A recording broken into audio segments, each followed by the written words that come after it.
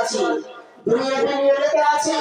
এই দুনিয়াতে নিয়মিত থাকবেন, মনে রাখবেন মুহাম্মদ সাল্লাল্লাহু আলাইহি সাল্লাম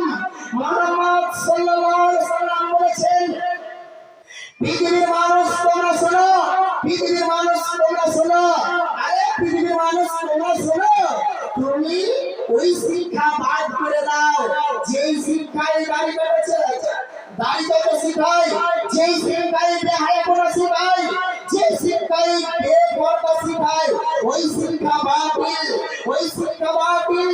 আরে যে শিক্ষায় ঠাকুরের নিচে কাপড় পরিধান করে শিখায়, ওই শিক্ষা বাতিল, ওই শিক্ষা বাতিল।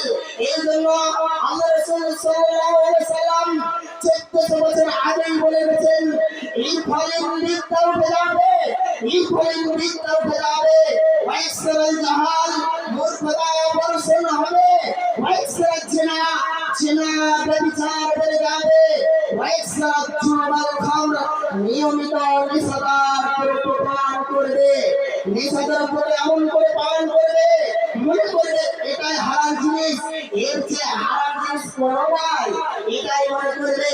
আল্লাহ রাসূল সাল্লাল্লাহু আলাইহি সাল্লাম 1400 বছর আগে বলে গেছেন, এই ফলের বিদ্যা উঠে যাবে, ওয়াইসরাল জাহাল, মূর্খতা বর্ষণ হবে। আল্লাহ আচ্ছা, তাহলে এখন যে আমাদের গ্রামে অনেক শিক্ষিত আছে, অনেক শিক্ষিত আছে, যা কিনা বাংলায় শিক্ষিত, আর এই শিক্ষায় এই জন্য মুহাম্মদ সাল্লাল্লাহু আলাইহি সাল্লাম বলেছেন যে এই ফলের বিদ্যা উঠে যাবে। আল্লাহ রাসূল সাল্লাল্লাহু আলাইহি সাল্লাম বলেছেন এই ফলের বিদ্যা উঠে যাবে। আচ্ছা, এখন তো বিদ্যা ফেলে গেছে, তাহলে কি মুহাম্মদ সাল্লাল্লাহু আলাইহি সাল্লাম মিথ্যা কথা বলেছেন?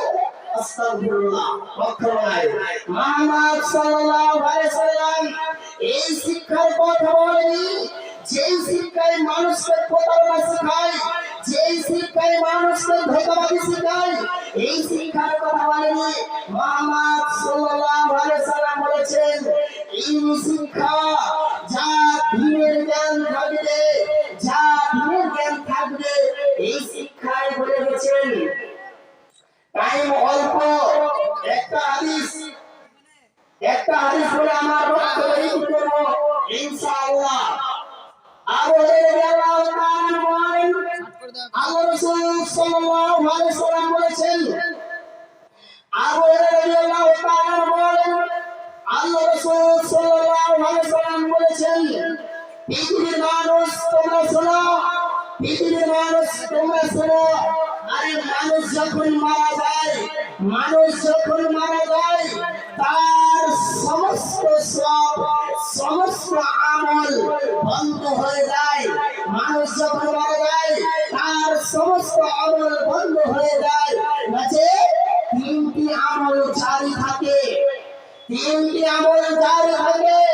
তার এক নম্বর হচ্ছে সদকায়ে জারিয়া, সদকায়ে জারিয়া যারা সদকা দেয়, দুই যার দ্বারা ইলম উপকার সাবিত হয়, যার দ্বারা ইলম উপকার সাবিত হয়, তিন আপনি আপনার ভালো সুসন্তান ছেড়ে রেখে পৃথিবী থেকে বিদায় নিয়েছেন, পৃথিবী থেকে চলে গেছেন, আপনি আপনার ভালো সন্তান রেখে গেছেন, আর আপনার ছেলে যতদিন আল্লাহ সুবহানাহু ওয়া তাআলার কাছে দোয়া করবেন ততদিন আপনার খাতায়, আপনার নেকির খাতায় নেকি লিখতে থাকবে, লিখতে থাকবে। আমার সময় শেষ, এই বলে আমার বক্তব্য ইতি করছি। আমরা আজকে যারা এই বক্তব্য শুনলাম, আমরা যেন মানার চেষ্টা করি, আমরাকে মানতে হবে, হাদিস কোরআন মানতে হবে। সম্মানিত ভাই, শেষের বেলা আল্লাহ সুবহানাহু ওয়া তাআলার কাছে দোয়া করি, আল্লাহ আজকে আমরা যারা এই বক্তব্য শুনলাম আমাদেরকে মানার তৌফিক দান করো, আমিন। আল্লাহুম্মা সাল্লি আলাইহি, আল্লাহুম্মা বারিক।